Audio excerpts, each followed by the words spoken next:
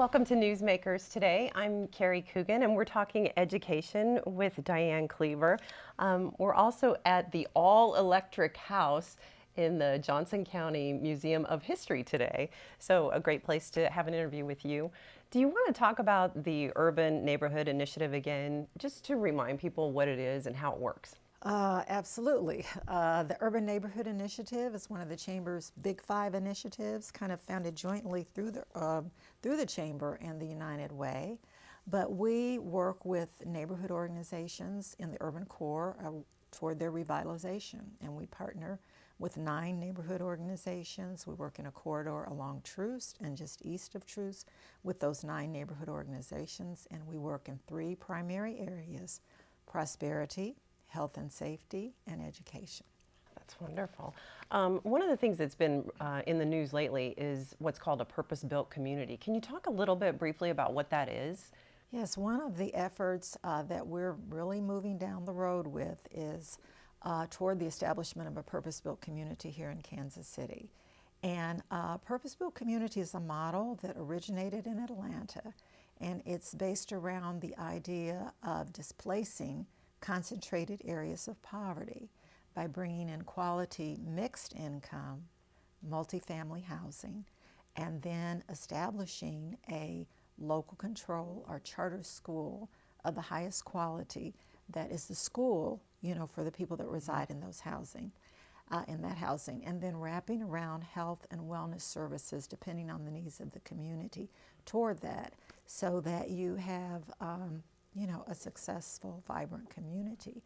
And the initial effort in Atlanta has been very, very successful. Not overnight, but over time, very successful. It sounds very comprehensive, very, very community-based. So what would be the first step that we would see happening here in Kansas City to get us on this road of what's a lot going on? Well, we are fortunate in that the purpose-built community effort pays for consultants to work with other cities interested in doing that.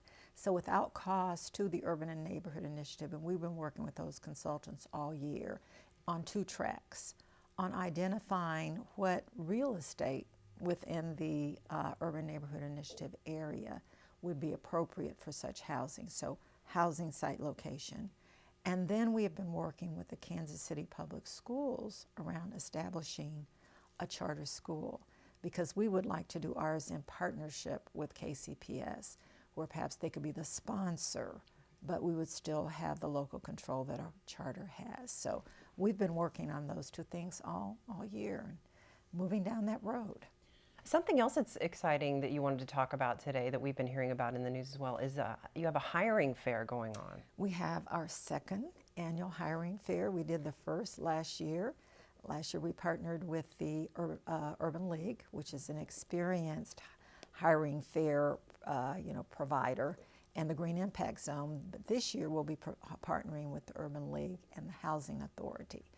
And the idea is to bring in employers who are hiring, they have jobs now, and connect them with people, first of all, who live in the Urban Neighborhood Initiative, where unemployment is higher and underemployment is higher, and then the broader urban core, and then people from diverse backgrounds. So last year we had 22 employers, and we had 1,000 people come through, job seekers in that day. This year we're scheduled for October 7th at St. James United Methodist Church, 56 and Paseo. We're hoping to get 30 employers, and we're hoping for a similar number of job seekers to come through. Is it open to anyone, and should they come prepared to do a job interview? It is open to anyone. I have to say our first target is the Urban Neighborhood Initiative, but it's open to anyone. And they should come prepared with their resume to give to the employers who are there. And some of the employers, we offer them the opportunity to do not a full screening, but a pre-screening, and so they can step out to a private room and pre-screen employees. So people should be prepared for that, just in case an employer wants to do that with them. Wants to give them a job. Yeah. Again, that's October 7th, right? October 7th, it's a Tuesday, from 9 a.m. to 2 p.m. Okay, Great. Well, thank you so much for coming in today, Diane, and talking about the Urban Neighborhood Initiative. We really appreciate your time. Well, thank you. Unfortunately, that's all the time we have, but we'll see you right back here on Newsmakers next time.